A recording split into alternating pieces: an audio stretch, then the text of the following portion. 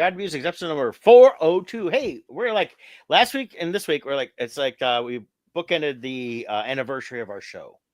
Yep. Yeah. We're only 99 episodes away from being episode 501st. Yes. The hey, guess countdown what? is on. It'll be a special Star Wars episode. Surprise, surprise, surprise. Yeah, it's only 2 years away. Yeah, something like that. Yeah. Well, by then, hopefully, I have some really good Star Wars stuff going on. So, but we've had some fun this past stuff with Andor just wrapping up last night, and we'll talk a little bit of that, and then whatever else we got in mind. So, but yeah, hey, for sure. Why don't you go ahead and knock out your ad read, and we'll go from there. All right. Well, Team Titans Real Estate. Why? Because you matter. That's right. Even though we utilize the latest in tools and technology to maximize your home buying and or selling experience, we never forget at Score, it's a people business. One great example, who you choose as your realtor matters. I've said the last couple of weeks, the market, it's been a tough one if you're a buyer. It's highly competitive. What you're getting, so many houses on the market when they get put on the market are, to be honest, not that great. The reason being, people, when they have a house to sell, or the house will get to a certain point where there's a lot of maintenance to do, new roof, furnace, those kind of things. And they have to make a decision. Are we going to put the money in the house and live in it? Or are we just going to sell and let someone else deal with it? So the people are choosing to let someone else deal with it. That's usually what we see on the market. So a lot of the houses that are hitting the market for a buyer, you're having to go super high in your negotiations, overbidding, giving appraisal guarantees. And you also need enough money to put in the 40, 50,000 worth of work because it needs new windows, roof, furnace, all that stuff. So it's tough. It's very tough. And one example is we have a buyer and it's been rough. They're in a certain budget and they have to stick to that budget and they don't have the room to do this overbidding. But when you choose realtors who are full-time realtors, who are diligent, who are very responsive to your needs, we can take an approach that's a little different than the standard approach. A house came on the market last night through a for sale by owner that we found, and we were able to move quickly on it. We search multiple times a day for our clients for this very reason.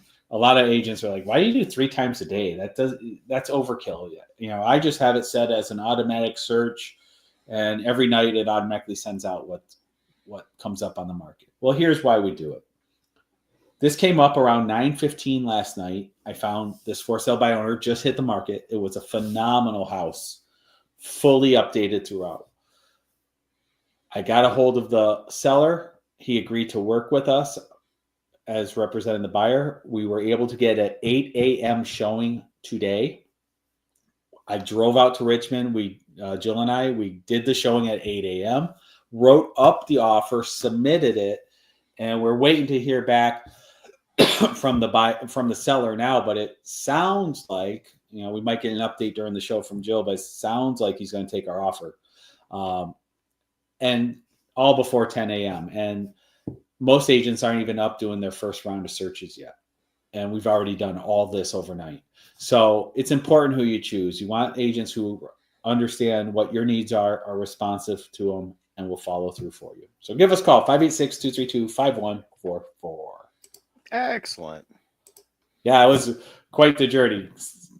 Ran out the door at 7:30. It's a half-hour drive to Richmond. Did the showing, did the offer, got back here. I walked through my door at 9:50 to get set up to do here. So, but we did it. Well, good. Good. Verbally, it sounds like it's a go. We just have to wait for the actual signatures to get back to us now. Nice. So, kind of like that. It's I do that with certain preferred customers of mine for shift. I did that the other night. I got home, had dinner, sitting on the couch, relaxing, was tired, been working every day since last week because it's been busy, getting ready for Motor City Comic Con. And I get a text from one of my good customers. And so I basically had to throw on my switch out of my sleeping shorts to my regular shorts. And yeah, it was only 7:00, but I was getting comfortable. Yeah. And out the door I went and shopped an order. So got home by 10, but it was worth it. The money was there. And yeah. And nice thing is, I get there and I've shopped for a few years, and I don't want to necessarily give her name away just in case, but she left me a really cool note thanking me for all that I do. and all that. And I really appreciate her. She's been a great person to shop for. I gave them great tips for Universal last year. They didn't have the best time, but part of it was they went in August. And I think Hagrid's was down all day too, and they really wanted to do that. And they only were able to go to the one day, but they still appreciated the fact that I told them, here's where you do. I gave what I called the run through the main 2 parks. So there is no better way to visit Universal Studio than the Brett Pinson route. If you got it down to a science. If you got a day, you got to plan it out.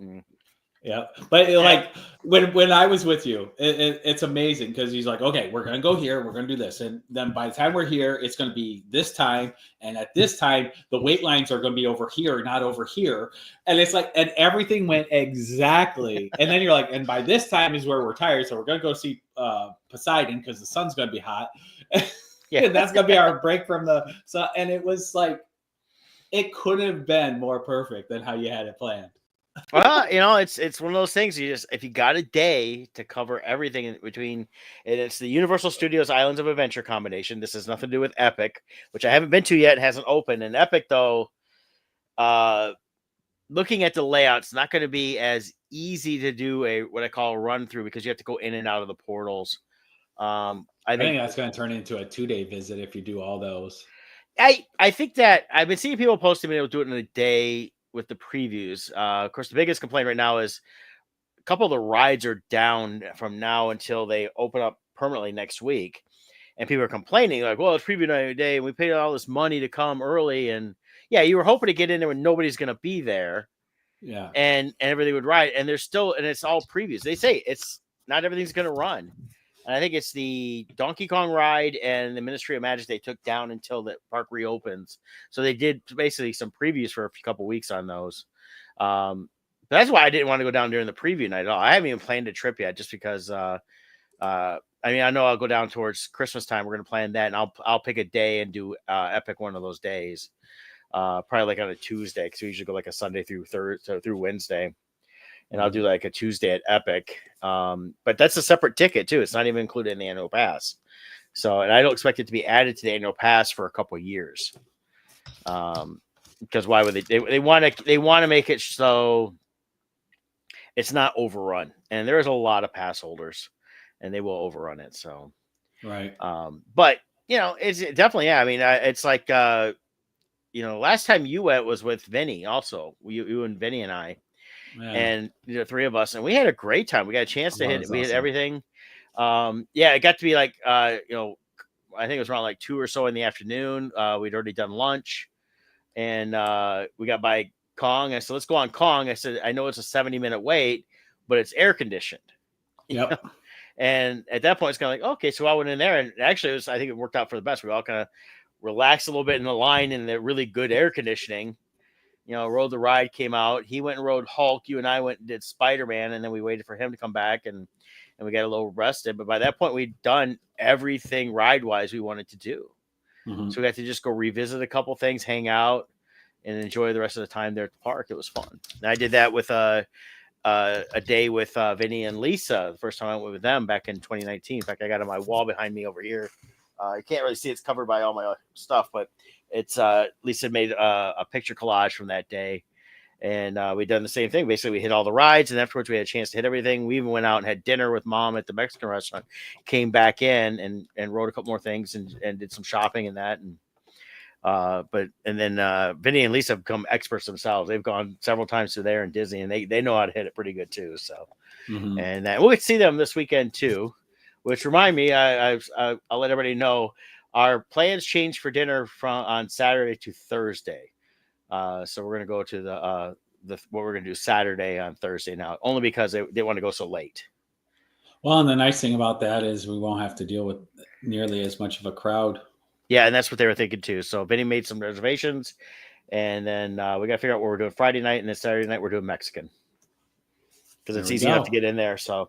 It'll be a good time. Looking forward to everything. Looking forward to the show this weekend. So, yeah, might as well promote Motor City Comic Cons this weekend. Yes. Come up to Novi, Michigan, number 6 Michigan.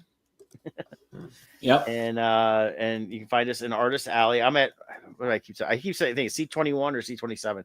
Either way, it's the same Yeah. row. Yes, and I think I'm J6. Yeah. I'm along the back wall there.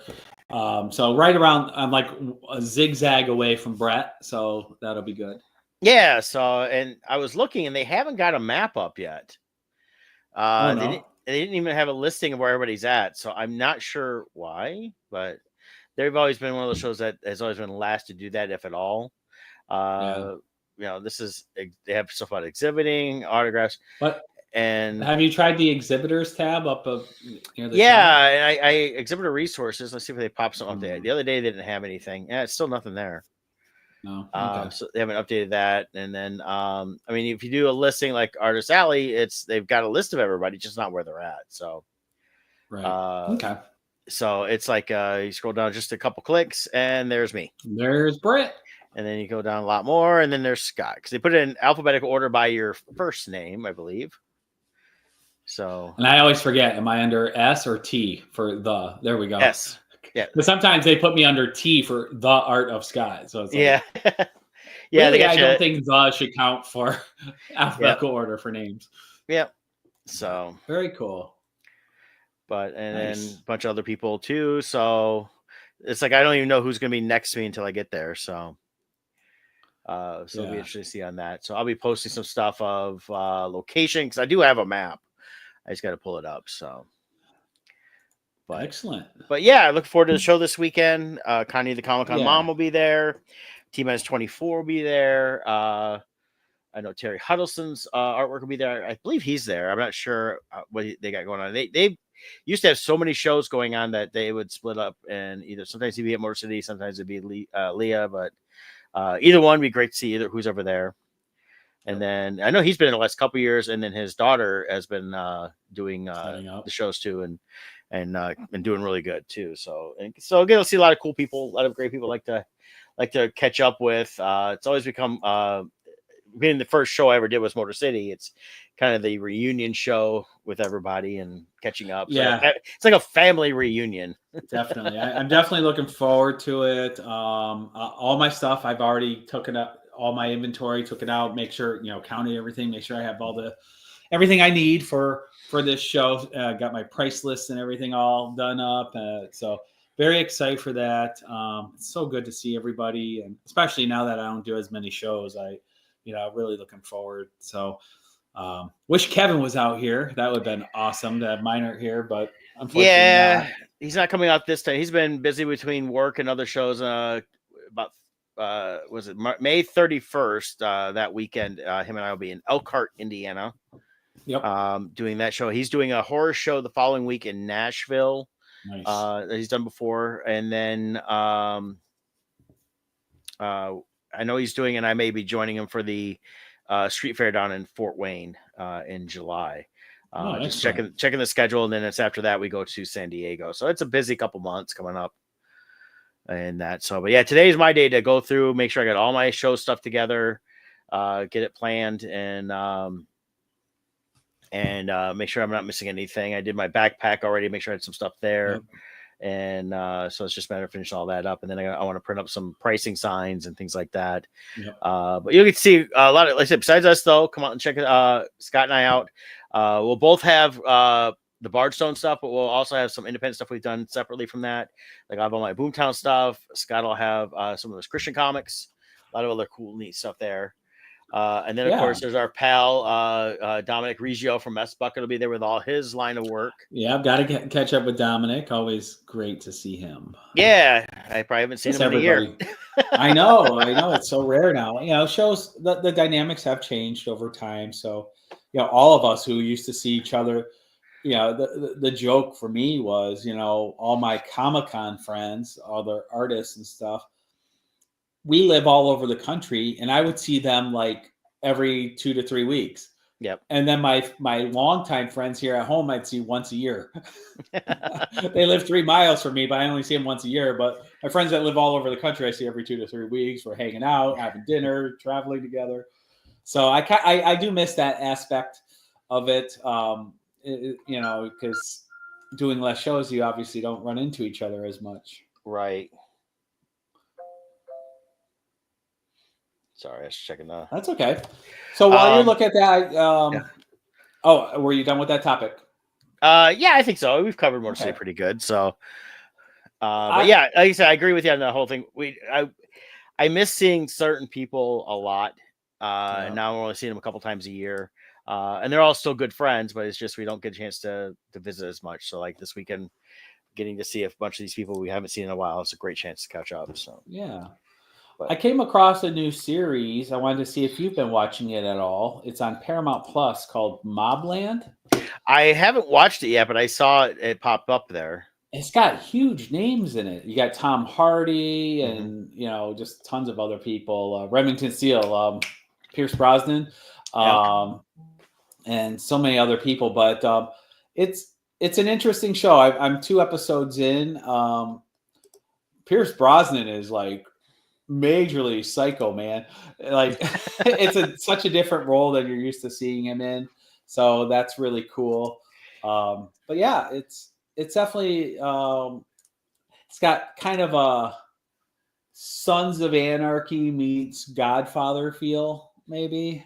Okay. Kind of a blend of those two shows or in movies. So but yeah, if you're looking for something with real quality actors involved, and it's a darker series, but it's worth checking out. The quality. I'm only 2 episodes in, but so far the quality's there. That's good. Yeah, I think that I noticed he did. I haven't watched it though. It's been out for a year or so now. The Last Rifleman. They had him in heavier makeup and played an older. I think it was a World War II veteran or something like that. Okay. Helen Mirren is also in this. She's been popping up in a ton of stuff these last 5 years. Yeah, she's doing it. I think people like both of them are kind of reinventing themselves a little bit. They're changing what they do. It's like Pierce Brosnan. He did the Remington Steele. He did, of course, this is Doubtfire. He still played a very straight role. And then, of course, after Bond, he goes and does things like Mamma Mia, which was a little departure for him on that. Yeah. But I think he's been really trying to go in different directions and when he's doing that, and still being still recognizable. But he's still not the same character he was. I noticed he's been trying to change a little bit over the last few years of the roles he's taking, characters he's playing, and getting into a little more actual character type roles that are different than what you're used to seeing him as. So. Yeah. And the other thing too with Helen Mirren is, I think one of the key things for just actors in general, but not to say it's just a woman issue. It's men. It's a Hollywood issue. Yeah. They fall into the trap of the plastic surgery route, and Helen Mirren is gorgeous, and she allowed herself to age naturally. Yeah. And so when you get to these roles that need somebody in their mature years, well, if everybody ruined themselves in their midlife, you can't hire somebody who's had tons of plastic surgery to play somebody in their 70s and look natural. Right. So, and the actresses who are out there who have allowed themselves to age naturally, they're all gorgeous for their age, and Helen Mirren's doing great for her and others too. So yeah, in fact, she was in I saw this morning, watch TV. She did a Uber Eats commercial, and she was basically giving her own voiceover, and she goes out to pick up the Uber Eats bag, and in her voiceover was, and Helen Mirren wonder what's the neighbor looks like naked, and she actually said it out loud, and the neighbor's like, "What?" She's like, and in her mind she goes, "Did I say that out loud?" And I think about it, she was all the way back in Excalibur. Oh gosh, yeah, she did Caligula. Wow, yeah. Now of course with Caligula, it was produced by Guccione that did Hustler, and was it Hustler? Yeah, Hustler. Yeah, no, Penthouse Guccione, and they had big name actors in it, and they shot all this stuff, but then he went back and shot all kinds of porn to tie into it. So they had basically almost body doubles faking those actors. Wow. So it was not the movie they signed up on. Oh, so they were tricked. Well, yes and no. I think it was kind of, they knew what they were getting involved with. And it was the 70s. Yeah. And that, but kind of shocking when you bring mom and dad to the premiere. Well, I think they all kind of, when they found out what was going on, they kind of distanced themselves from that. So, Gotcha. but it was meant to be a drama, became erotic, but it had like Malcolm McDowell play Caligula. She played Cassionia. So it was a big ring on it. You had Peter O'Toole as Tiberius. So these were, I mean, it was big name actors for back then.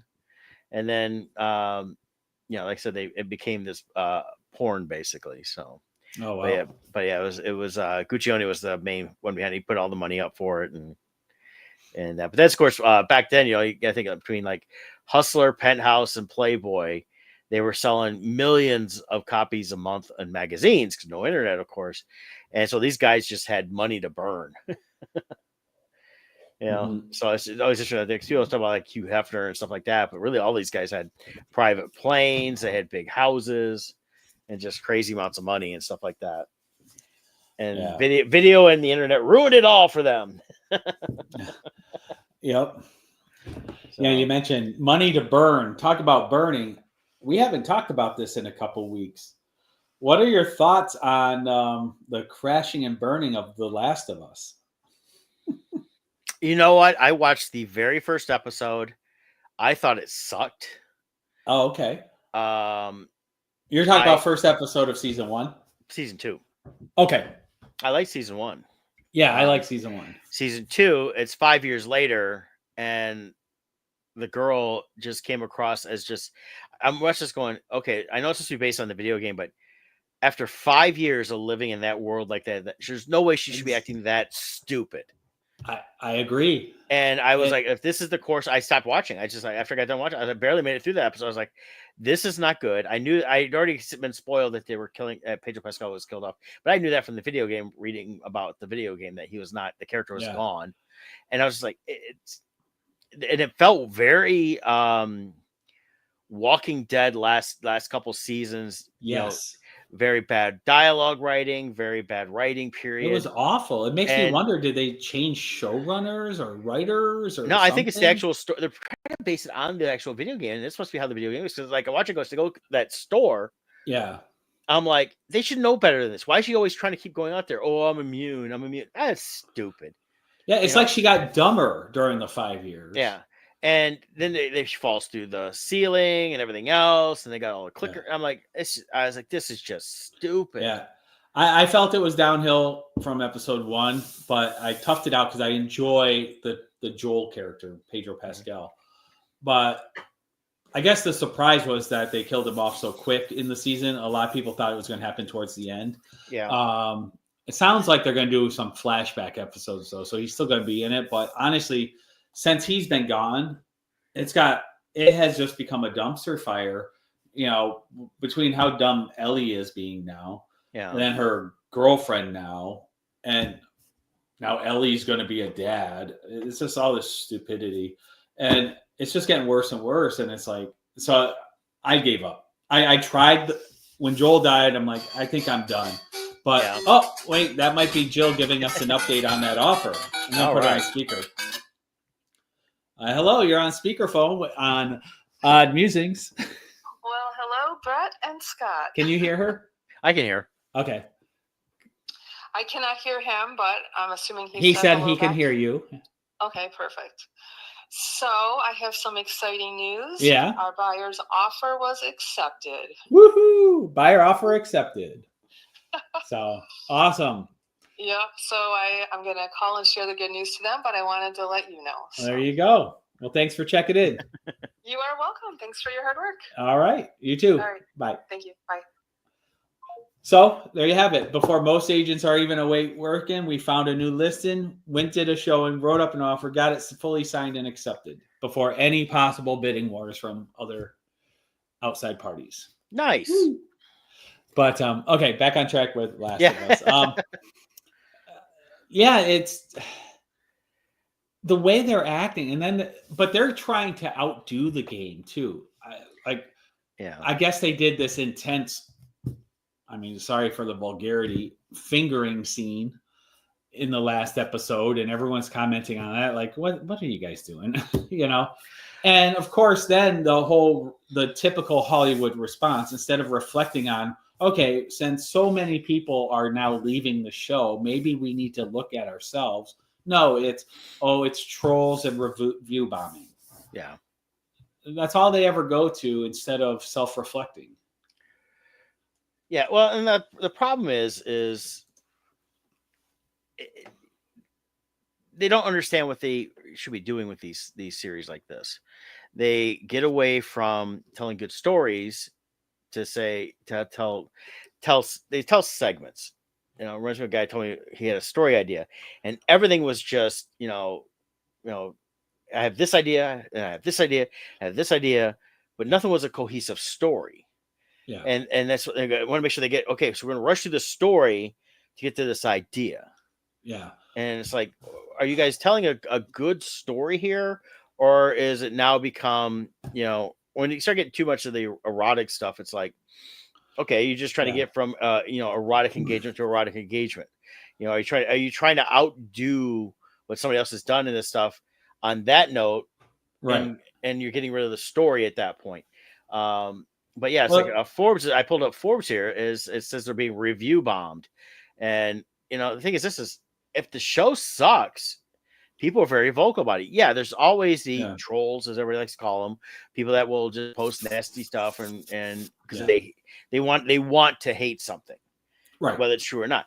But I think viewership is going to be the key, and part of it is you had in this thing it says here, season 2 has nearly matched 95% critic score to season 1, while the audience score has dropped 45%. See, the critic score, you can't trust that anymore. The critic score, I believe most of those people are paid to put up those good reviews. You don't get the Siskel and Ebert style reviews anymore, and Larry Moulton reviews that really are brutally honest, even when we don't agree with them. And there's too much of this stuff where people are going, man, that show sucks, but why do they got this high critic score? I'm pretty sure they're being paid. They have to be. There's no way. These people you can't really like some of this garbage that's out there. Well, from reading comments, and so, obviously I don't know these people, but a lot of them are the gamers, and you have two crowds, and I've read interviews with the people who made the games, and to me, this is what it feels like, and I think this is why season 1 is good and the first game is good. They were story focused. They had certain cultural views they wanted to put into it, but it was very small. But then how I'm reading the comments coming from the creators and the TV show people is they now had a platform. They had success off of the first game, off of season 1, and now they decided, oh, we have this platform now. So now we're going, instead of making it about the story, we're going to make it about the platform and what we want you to say. Even like the episode that caused a lot of controversy in season 1 with the gay guys. Yeah. That was a minor part in the game, and it was alluded to. In the show, they made it an hour-long episode, and the director of that episode said he wanted to force people to watch an hour of gay intimacy. So it wasn't about being like, oh, this is really needed for the story. It's, oh, I'm going to force you. When you start making that your agenda, the story's going to suffer. And I'm seeing more and more people that of even of different whatever, like we'll use the gay one with the gay people. I've seen a lot of gay people posting it doesn't do any good for the story. I mean, it's there's some that are championing it, but there's a lot of them going, yeah, whatever, nobody cared. Yeah, and it doesn't matter what your political leanings are. If you have a story that is becoming successful, and then you decide to hijack your own story for your own personal messaging that you're trying to force on people now, it's gonna collapse. It doesn't matter whether you're left leaning, right leaning. It doesn't matter. Yeah. But if you're a vegan, if Star Wars was all successful and it's like, oh, this is our platform to now make veganism the message, well, then people are going to be like, why am I watching this? I'm not here to be lectured about veganism. Yeah. Like the story will suffer when the platform becomes your driving goal. So I think that's what's happening here. Well, it sounds And- like even in the game, it was like that. The same article mentions that the second game, got a 93 Metacritic score, which is high, I guess. I don't pay much attention to the gaming critics and that stuff. Right. But the user score was low, 5.8 out of 10 user score. And this game's been out for several years. So obviously, this is prior to any coming out. So obviously, the storyline in the game was not good.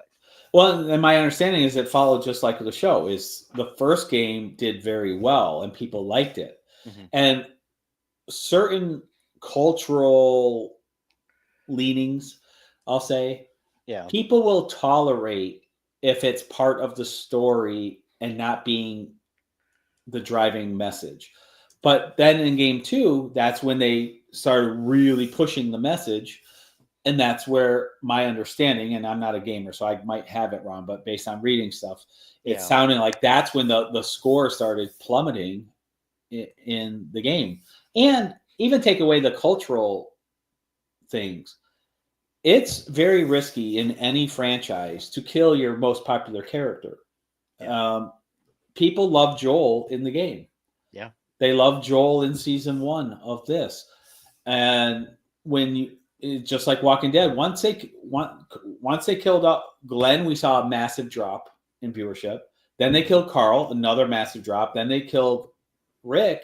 It was over. And the problem is with Walking Dead on that aspect, it's just that. But it's, those that were the fans of the comics were like, wait a minute, it's like was it Andrea? They killed off Andrea. That was a decision to get rid of the actress, and well, she didn't die in the comics. Like, what are you guys doing here? And they changed up some of that story dynamic.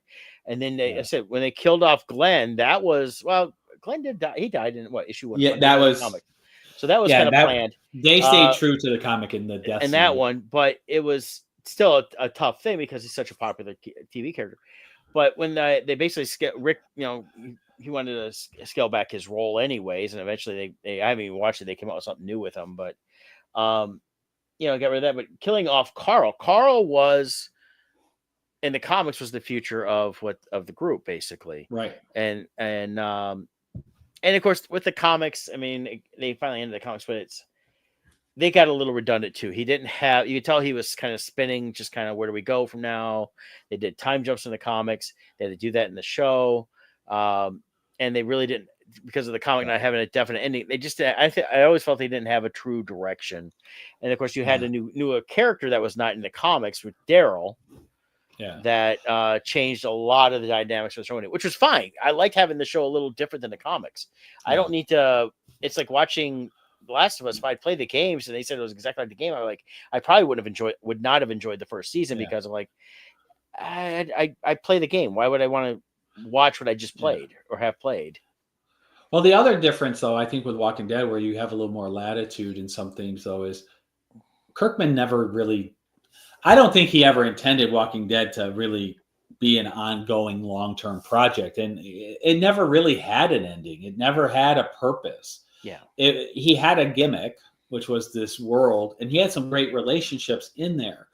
But then the story kind of ran itself out with which is interesting to me because way back in season 1, they alluded to like, oh, well, what's the cause for the virus? And is there a cure? And like the CDC was doing this study, but then it just all disappeared.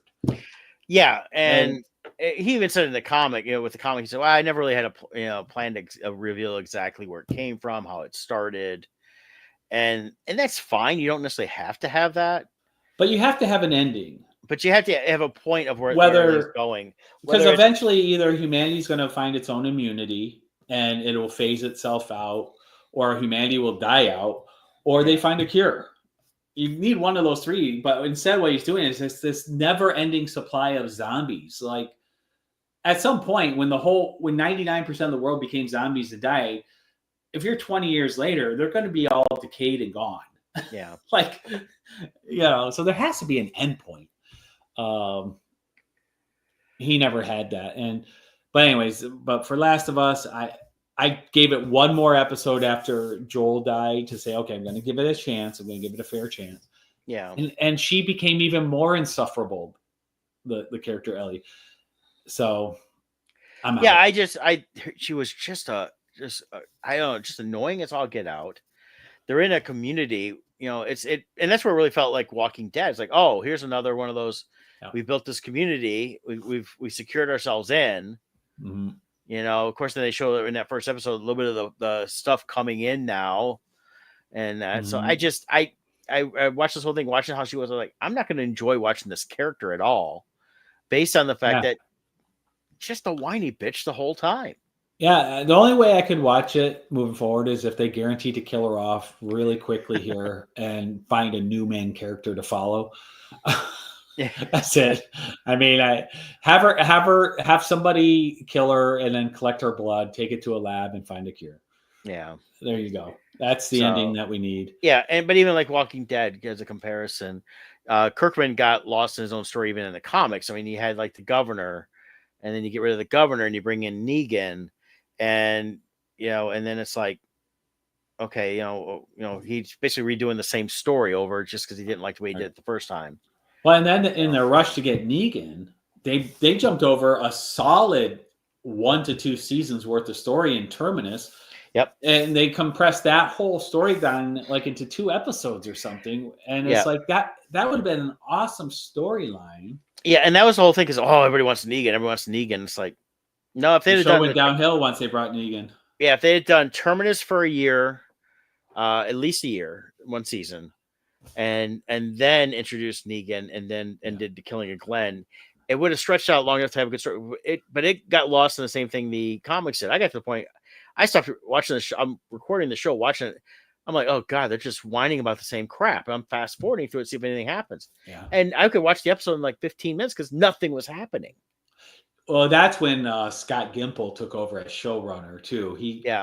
Once he took over, it became so boring. And he wanted to, and he killed off everybody, but like pretty much Daryl, and then made everybody else kind of, not obsolete. They were just kind of there, but even Daryl was just kind of there. They had no real direction again. Even worse. What's funny is they skipped over the whole Terminus storyline, which would have gave them probably 2 seasons worth of story. Skip over that to get to Negan, I think, because they weren't sure how much time the show would last. Yeah. But in hindsight, it's been going like for 20 years now. They probably wish they didn't jump over that storyline because they needed content, but they got rid of it all. Yeah. I mean, they got like so many spin-offs now. And does anyone watch it? Like, there's people that watch it, but I never hear people talking about it. The fervor. Now, keep this in mind, for you and I, we're not out of it as much, but when I do go to Comic-Cons, the fervor for Walking Dead's not there like it was. I mean, at the height of it, I mean, every woman walking through Comic-Con was wearing a "If they kill Daryl, we riot" shirt. Oh yeah, things like that. Now if people bring it up, they go, it's not really that bad. I mean, they're trying to justify watching it because they want to still like it. Where I'm always like, if I don't like it, I'm done. I walk away from it. And it sucks because there's things I liked for a couple of seasons and then no. When they brought Rick back here, I watched like 2 or 3 episodes of those when they first brought him back. Yeah. And it just wasn't, I don't know. Something was missing. And I just couldn't like it anymore. Well, and that's part of the thing there is they lost the direction of the character, so they don't know where to take him. That's the hardest part with any of these shows is character, the characters. Yeah. And if you lose your character, even though they're still in it, it's hard to get that back. It is. And it's hard to get the reviews to come back to it. I mean, it's you want to have, it's funny though. It's like, even like with different things, it's like, it's fan service. We've been hearing that so much last few years on stuff. It's like fan service is what pays your bills. Fans are wanting to see certain things. And it's like, even within Marvel, I know a lot of fanboys are always complaining about the Marvel movies. Well, I read this comic and that's not the same thing I saw on the screen. It's like, good. That's what I always say. Good. As long as they're telling a good story.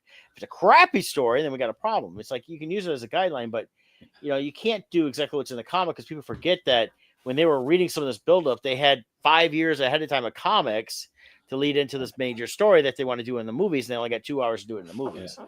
Well, and the hard part too about following the comic now is there's like 82 versions of the character in the comics over all of these different years. So they might be following the comics, like the Superman movie, for instance. A lot of people are complaining about the upcoming Superman movie. I'm pessimistically optimistic, I'll say. But they are following the comics. It's just they're following a certain series of the comics in which that was the version of Superman with his droid robots who help him run his Fortitude Palace or whatever, Fortress of Solitude, and Guy Gardner, and all. Like, they are following the comics. It's just not the comics you want them to follow. Right. And that's the whole thing. There's so many versions. And the thing with the movies has always been, and I've said this for decades now, it's you're not going to get an exact translation of whatever the source material was when you're dealing with books to movies, because there's not enough time to fully explain everything. If you need to, you do it as a series. There's been enough Superman series out there that have dealt with some of those other aspects of the character. We've had a couple now Lois and Clark type shows. We had the Dean Cain one, the one that just wrapped up on the CW was a completely different one, and they had kids. So there's different aspects they've already explored of that. So this, of course, being a new genre for the DC movies, and they're rebooting everything, they're introducing all these other characters in there. And I feel they really took a page from the Kevin Smith script from the 90s of like, okay, he introduced some of these characters. They don't have to be a major part of it. We'll make a big deal in the trailers. Like, oh yeah, here's Guy Gardner. And everybody goes, oh, I hate the way he looks. Guy Gardner was never a stellar looking guy. He always had that bowl cut. And they've got to that classic crazy look that everybody kind of makes fun of as like, hey, that's who this guy is. We're doing that version of Guy Gardner. And they'll have a few others and stuff like that. But it's relaunching that universe. It's going to take some time to build up, and to do it in a movie that, one, I'm glad they're not dealing with as an origin again. We've had enough origin movies of Superman. We don't need that. Just go right. Everybody knows who Superman is. Just go right into it. So I'm hoping it's good. I'm hoping it's not a Batman Forever bad, or my only concern or Superman Returns bad. Though I did like Brandon Routh as Superman. It was just a crappy story. My only concern is referencing like Batman Forever is there are so many characters being introduced at the same time. I just hope that, and I don't think he's going to fall into this. I think he's just he's trusting the fan base knows the origins. Because you can't do even a 2.5 hour movie. If you're doing 5 different characters you're introducing, and you're spending 30 minutes per character on introducing them and their origins, well, there's your 2.5 hours. Where's time for the story? Well, that's what we ran into with like the Justice League movie and Batman versus Superman. It was too much of introducing the characters. Even though we had some other movies to introduce them. Well, and even with the other Batmans too, you were introducing Robin, Batgirl, Riddler, Bane, Poison Ivy. There was like one movie where they introduced 5 different characters and showed their origin for every one of them. Well, you had the Riddler, Poison Ivy, and Mr. Freeze. And Bane was in that one. Bane was and was Bane in that one? I thought. Because Poison Ivy was paired up with Bane. Oh, that's right. But it's and they had just too many characters. Then, of course, you had the Robin character introduced. Then they brought in Alicia Silverstone as Batgirl. Right. And it was just way too many characters to really. And they did an origin for each one. Yeah. So you spend 15 minutes per character. Yeah, and I think it's just origins. I think what we're going to see in this Superman movie is not origins. It's going to be they're just there. Yeah, he's going to trust the fan base to know. Yeah. And if you don't know, there's the comic books. Go read up on them. And then, of course, he's got the Guy Gardner appearing in Peacemaker. So he is doing some crossover with his other show, things like that. Which is interesting. They're using Peacemaker that way because they also use Peacemaker in reference to the previous version of the DC. Yeah. So, like, they're allowing Peacemaker to kind of be like this multiverse, universal thing or something. Yeah, they're using him to cross over everything. He's kind of the Deadpool of their universe, isn't he? I would go that far. Does he break the fourth wall? Not really. He's just kind of. Okay. I think he's some of that. He mentions all these other characters. Yeah. So he mentions all the DC stuff. So, But wasn't he actually? He was in the Suicide Squad. Birds of Prey, or He's one in of Suicide them. Squad. Yeah, And I think that's because that was James Gunn doing that second Suicide Squad. That's why he brought him. He did the series. He brought. That's the only really crossover he got. okay. But it's like what we've got from upcoming movies with them. I've got a listing here and on IGN. We'll see how true it really is. But it's got like Superman in July. The Sandman season 2 is July 3rd and 24th. I haven't even watched the Sandman on Netflix. Oh no, I did watch that. Yeah, I didn't realize they're doing another season. I wouldn't call that tying into the DC universe though. That's its own thing, isn't it? Yeah, I didn't realize they're doing a second season, which is fine. Then Peacemaker starts in August. Then a year, it's like June of next year is when Supergirl comes out. Supergirl, Woman of Tomorrow. That's the one, the young version of the Queen in House of Dragons. She's playing Supergirl, Miley Alcock. Yeah, and then it's Clayface in September. I'd not even heard about that one. Oh, they're doing a Clayface movie. Yeah, and so that's what I found kind of interesting. It's like, okay, there's a Clayface movie. He's typically paired with Batman as a villain, right? So I wonder if that's how they'll introduce Batman. Yeah, it says IMDb is good. It says this could be a horror movie. Shape-shifting creature made of magical clay haunts Gotham City. I wonder if it's animated. Oh, I bet you it could be animated. Monster horror. I could see it being their way to introduce Gotham, and because it's got a $40 million budget, so I assume it's animated. Yeah, that's too low color and then IMAX soundtrack. Maybe they're especially with how much CGI would have to be involved for, or they're just doing AI. Well, they all are. So it's AI is here to stay. But then they list that you have like a Sergeant Rock movie in the fall of 2026, the Batman Part 2 in October of 27. Sergeant Rock doesn't tie into the superhero universe, does it? Yeah, it's just upcoming. These are just a list of all DC movies and TV shows coming out. Is that what Tucci worked on? Yeah, he did the one Sergeant Rock and the first battalion. He tied in the Sergeant Rock. He basically created historical fiction around a real battalion in World War II. Great read, by the way. I would recommend picking that trade up. It was really done well. And I was talking to him when he was actually drawing on it. He was talking about how he's doing different things with the artwork and he wasn't just trying to draw a page. He'd go and spend time drawing the tanks and stuff like that. And then basically he was then laying stuff out and then reprinting it out and redrawing over that, light boxing the stuff to clean it up and fit in what he needed to fit in. Because he was getting the accuracy of the equipment and everything correct. He wanted it to, if you went and looked, that's what it looked like. And he was talking with a lot of World War II vets then. I met a few he brought around in his store. Just some great gentlemen that went through a lot that really, said, oh yeah, we like what he's doing, but then they talked about their lives. And so but we've got like in development though, they've got like a Lanterns TV series, Brave and the Bold. They got the Authority, Swamp Thing, Teen Titans movie, Bane Desperate movie. So is Brave and the Bold? That's a Batman series, isn't it? No, Brave and the Bold is, I think it was mainly Batman, like with the animated, but as a comic, I wanted to say I thought it was Batman and Superman.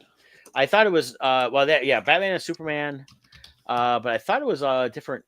They used different people, so it was rotating. Yeah, it ran for 200 issues originally from 55 to 83. It was an anthology series featuring a bunch of different people, and then it changed up. You had like, Joe Kubert brought a new version of Hawkman into it. I think it's a way to bring out these different people, different characters, and team them up and stuff like that. So definitely had Batman and tons of covers for Batman. It looked like they were pairing up Batman with tons of different characters. The most recent incarnation for the show, and then I think they did a comic tie-in as well. It was mainly around Batman and Superman. Okay. But I want to say it was a mix of different people, like issues 1 through 24. It wasn't even any of the superheroes. It was Golden Gladiator, Viking Prince, Silent Knight, Robin Hood. 25 to 27 was a Suicide Squad. 20 through 30 was Justice League of America. And I'm looking on Wikipedia at all this, so it's not reading this off the top of my head. Yeah. But like up through issue like 200, you had like Batman Earth 2 team up, the Spectre team up, Karate Kid team up, Catwoman team up, Ragman team up. So it really was able to bring in different characters and team them up and tell a story. Oh, they did have a Batman and Sergeant Rock episode issue. You know. So so it's, who knows what they're gonna do with the Brave and the Bold, if it's gonna be, I mean, if they do a Batman Superman, I mean, they've already done that a ton. So yeah, but they got a bunch of stuff listed here. So I mean, I'm looking at the time frame too, and I'm like, okay, they really don't have a direction. So so we'll see. Just enjoy when hopefully the good movies will come out, and we'll enjoy, and we'll see what happens from there. Yeah. But cool. But yeah, so that's what I got on that. Now you watched Andor, right? Did you see all the last 3 episodes? Yeah, episodes 10 through 12. There is no post-credit scene. Season 1 had a post-credit scene showing the Death Star. None in this season. But I just post-credit scene is to go watch Rogue One. Yes. Rogue One is the post-credit scene, the whole movie. And this takes you right up to it. It's believed the ending of this is like 3 to 5 days before Rogue One, the opening of Rogue One. Well, he's taken off for the one planet, and I believe that's correct. where he makes up with Jen Erso. Yep. So, but I thought they wrapped up the whole series well. Action-wise, I felt like episode 11 was more the finale with the action, but it was a great ending. But episode 12 is more of a slower ending that kind of shows where everybody's at the end in relation to the start of Rogue One. Right. So, but yeah, it was great. I love the character development on every level, like all the characters. We had episode 10. Mm-hmm. We didn't even see Andor. Yeah, that was a flashback episode, mainly showing how Luthen and Kayla. I think so. Yeah, Kaylee, his assistant / adopted daughter. Yeah. Which really gave a great backdrop to their relationship, and it added a lot of weight to that episode and what she ends up doing in that episode. It was powerful. And like you said, it was just those 2 characters mainly. You didn't have anybody, and then the whole arc of Deidre, the Imperial woman. That was it was great. Yeah. Just strong dialogue, strong characters. And it shows the lack of respect for even their own people in the Imperials with her character. But what I love about the writing is, and it's funny because I think it's going over most people's heads. Mm-hmm.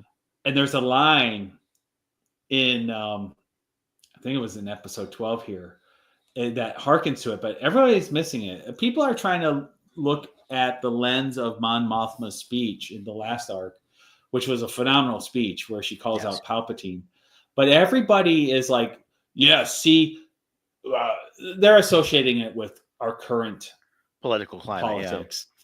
But what they completely miss is she talks about how the death of truth is the first step in evil winning. And she gives this whole speech condemning Palpatine for being a liar. Mm-hmm. And then her very first act is to lie and say her next speech is a complete fabrication, saying Gold Squadron rescued her because they say it in the episode. They said it will be better propaganda to bring people to our cause to say this happened. So her first action is to bury the truth. So, and Luthen's monologue that was awesome in season 1, he says, I'm condemned to use the tools of my enemy. And that's she's living it out. She's being forced right into lying to carry things forward. And then one of the characters, when they're around there and they're accusing Cassian of lying, like for Luthen, and they didn't want to believe that this super weapon was being built, one of them said something like, I forget the line, but they said something about Mon Mothma not telling the truth. Like, oh, it must be so nice for you to always be able to tell the truth. And you could see her, she kind of looked down, and like it was a total call out, you know? Well, Well, he And even called out to the other people, around that table. And he said, I was there to, he brought me there to save her and get her off planet. So he called it out like, like you guys should know this and know it was Luthen. And as Luthen was he had a point. He was very similar to Saw, but instead of the violence, his was all deception. Yes, he was the information gathering, the deception. He was the behind the scenes manipulator. And whereas Saul was just brute force. Yeah, and some things he did, he had to do knowing the eventual outcome would be the way he wanted it, but it sometimes would affect certain people. And he had to keep the illusion of he wasn't a rebel sympathizer or creator, really. That he was just this business owner after his own, profit. Yeah. Yeah. And so I think the brilliance of the writing is showing the flaws, the dirty side of the good guys.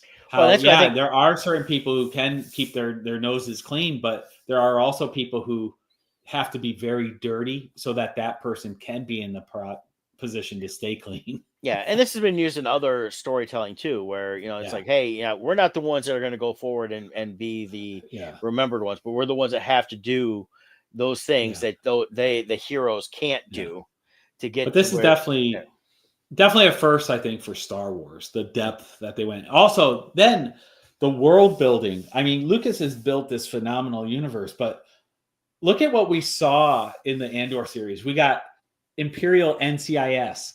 We see how they're doing investigations and forensics. We got the ISB where they're interrogating and tracking their own people. We got these new troopers where they always have their helmets off. Like all the medical, we saw an ambulance and a stretcher. We've never seen that in the Star Wars universe. Yeah, we saw the hospital, especially in this last episode. Nurses, doctors. Their ventilator. But even the troopers without helmets weren't even true troopers. You had troopers. They were ISB agents. They're ISB agents that wore some of the armor. Right. And we saw how a warrant was carried out. We've never seen that side of the Empire. Yeah. I mean, they really set up that if they wanted to go explore certain aspects of the universe at that point, you could do a whole series that has nothing to do with any of these characters we've seen in the movies, and it could be done well, and they could treat it like a cop show, like an NCIS or FBI or Hill Street Blues or something like that. Yeah. But I don't know how well it really would do over time because you really want that overarching story. But to see this stuff, to see what they did, really brought out a lot more to the universe and to the characters. And I like the fact that season 2 of Andor wasn't just about Andor. Yes. Yeah, they made Star Wars so real while still keeping it Star Wars. They grounded it in such a way that we've never seen before, I think, other than Rogue One, which, is tied to this, obviously. I totally applaud this whole effort and this was, you combine season 1 and 2, this was a lot of dense storytelling they did between 24 episodes. What is that? These are hour-long episodes. Yeah, 24 episodes. 24 hours. Yeah, approximately. Yeah, I would say between 20 and 20, probably more like 21 and a half to 22 at the most. Only because some of the episodes were only like 45 minutes, but it was definitely. But you do all night. I mean, you got a lot episodes of are about that long. You go, and the storytelling they had was great. You had we found out where Cassian came from. We found out, how he came about. They tied it into Luthen, how that tied in, how he, joined the rebellion, but he had all this stuff to go through to get there. Yep. I mean, we saw him, working on, and the thing was, everything he did kind of centered around everything that eventually come about.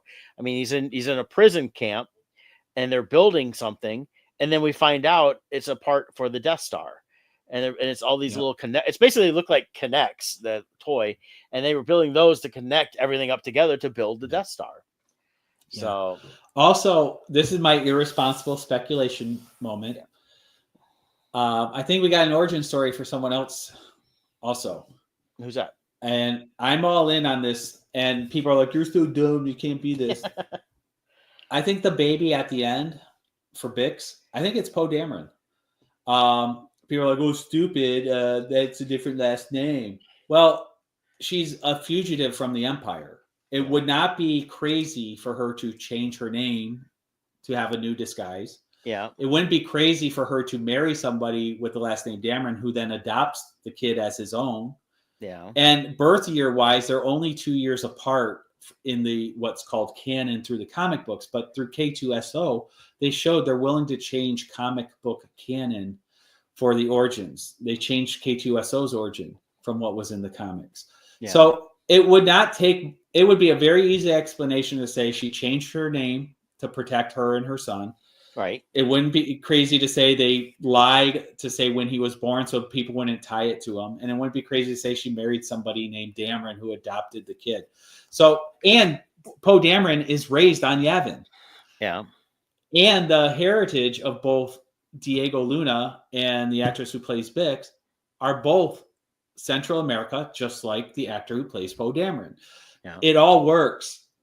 So I think we got a soft introduction to Poe Dameron. I think it's a definite possibility that could do that. I mean, there's nothing that says either way on that. Right. If you look up the Wikipedia, they only listed as Bix Colleen's child. Correct. We don't have and a when name. You look up Poe Dameron, they do give names and dates of him being born, but we've seen it just like with the origin of Boba Fett. Mm-hmm. They had a whole origin story to him. They changed it, and then they just made it, well, he changed his identity. He took on that identity. So it kept the old story in place while changing it at the same time. It would be very easy to adjust this storyline to make it Poe Dameron. Yeah. And if it doesn't make it Poe Dameron, that's fine too. I'm not locked into this, like it better be him, but I could see it. Yeah, I totally see them making it work.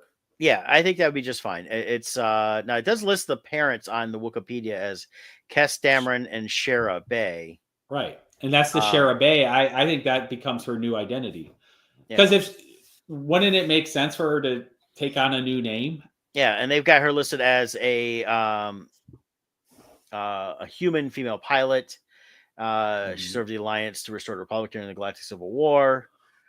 And then says Lieutenant Bay and her husband, Sergeant Kes Dameron, have son Poe, whom they rarely saw during the war, a war they joined. So yeah, this could be all tied in together on that. I mean, it'd be it would take a very small retcon, very small. Yeah. Just saying she changed her name and they lied about the date he was born. That's it. I mean, well, and if you're in hiding from people, I mean, that's the whole thing. Everybody was after, I mean, a lot of the season was you had the one guy from the first season still looking for Cassian. The one gal from the Imperials was looking for Cassian. She tied everything they both tied everything to Cassian from the first season for stuff he had done. So yeah, it's then you factor in the destruction of the Death Star. The Empire would be looking to anybody tied to Yavin.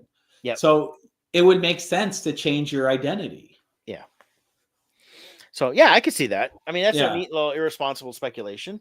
Yeah. And I think I said, I'm not sold on it. If it doesn't happen, I won't be distraught. You know, and granted, they've done other Poe stuff with the comics to give more of his backstory and things like that, but there's a million things they could do. I mean, realistically, they could have gone back and done a Poe story that takes place pre-sequels that could have tied in a lot of stuff that you didn't have to have Princess Leia or other stuff on that. According to the Wikipedia, if I remember correct, he was born 2 years after the Battle of Yavin. So that's where the 2-year gap comes in here, where there's a little change. But if he truly is born here and he was told to protect his own identity, yes, that's your father and this is your name, he would have no memories of it. So for him, you could easily say, well, from his point of view, this is that was his. Yeah, at 2 years old, you know, when you get older and stuff like that, I mean, you're dealing with a galaxy and they moved around after they left Yavin and stuff like that. Actual time wise could have been like, oh yeah, your date, the dates are when you get to be like 11, 12, like, oh yeah, you're you know, you deduct a year here, you deduct a year there, you know, it's like, oh, he's 3 years old and not 4. Oh, he's, you know, you go through stuff, move around, and oh, here's your 7th birthday, and he's really 8, you know, and exactly. And then when you get to a certain point in the galaxy, it doesn't matter. So all you have to do to retcon it is do a story with Poe Dameron in his adult years where he uncovers some Imperial file or some old Rebel file, and he finds oh, my mom's real name was Bix, and she changed her name to hide from the Empire. Boom, there, it all connects. Yeah. In two sentences, it's all connected, and it makes sense. And I wouldn't be surprised if they hadn't thought of that themselves and were kind of going that route. So that's because what purpose does it serve to make her pregnant at that point? Like, if they're not going to explore this time period anymore. Yeah. Well, other than it was in the comics. Yeah. Some of the comics must have had her on that. So. Yeah. So we'll see what happens. But now I'm all geared up to watch Rogue One, so I'm looking forward to watch that. I'll probably have to wait till next week though with Motor City this weekend. Right. I may as I'm finishing up getting stuff together, I may have to throw it on. I might try today, anyways. But yeah.